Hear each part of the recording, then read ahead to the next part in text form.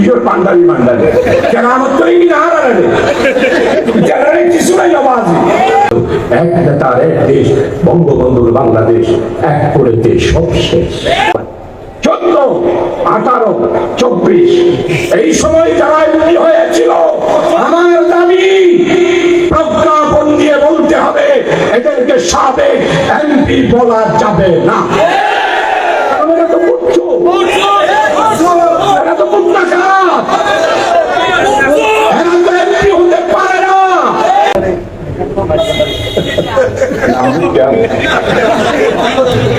কি নাম লইল লজ পাইয়ে বাজির চালানো দিতে দিতে পতাকা ভারী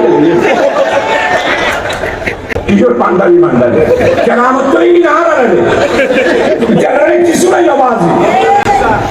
প্রিয় ভাই সব আজকে বাংলাদেশের অর্থনৈতিক অবস্থা ঘরে ঘরে চাকরিও নাই, 10 টাকা কেজি চাউল খাওয়াইছে।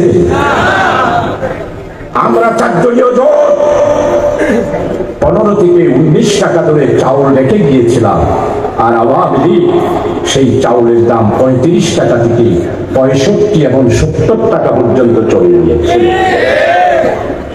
আমাদের জামাত ইসলামী আপনারা অনেকেই ভাবতেছেন, অনেকেই চিন্তা করতেছেন জামাত ইসলামী হচ্ছে 30 অনেকেই বলতেছেন। আল্লাহর মেহেরবানি, আল্লাহর একজন নগণ্য বান্দা হিসাবে আমার মনের যেটা আত্মাচার আত্মাচার অনেকেই বুঝেন, আমার মনের যে আবেগ আল্লাহ তাআলা যা কেবিনের মাধ্যমে আল্লাহ তাআলা বলে যেটা জাগ্রত করে দেন। আল্লাহর মেহেরবানি এই সরকারের পতনের 2 মাস আগে আমি জামাত ইসলামীর প্রত্যেকটা কর্মী সভায় বক্তব্য রেখেছিলাম, কর্মী ভাইয়ের অপেক্ষা করুন, 2 মাসের মধ্যে শেখ হাসিনা আর আওয়ামী লীগ ক্ষমতা তাদেরকে ছাড়তে হবে, তারা পদত্যাগ করতে বাধ্য হবে। আলহামদুলিল্লাহ শ্রমিক সমাবেশে ট্রেড ইউনিয়নের সম্মেলনে বক্তব্য রেখেছি, অনেকেই হেসেছে যে শাহজাহান চৌধুরী বোধহয় এগুলো আমাদেরকে উত্তেজিত করার জন্য বক্তব্য রেখেছে। আল্লাহর মেহেরবানি ওই যে জাপানের মিসবাহ টেলিফোন করে জিজ্ঞাসা করেছে, এখনো সে আছে, আজকে এসেছে জাপান থেকে, তাকেও বলেছিলাম যে 2 মাসের মধ্যে পতন হবে, মিসবাহ জাপান থেকে আপনি চলে আসবেন।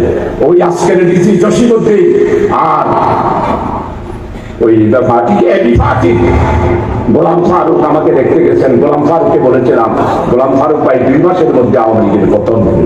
আল্লাহর মেহেরবানি পতন হয়েছে আলহামদুলিল্লাহ। আজকেও আপনাদের এই নাজিরহাটের সিরাত মাহফিলে আল্লাহর উপর ভরসা করে বলতে চাই, আগামী দিনে বাংলাদেশের প্রধানমন্ত্রী হলো ডক্টর শফিক আহমদ, সরকার গঠন করবে জামাত ইসলামী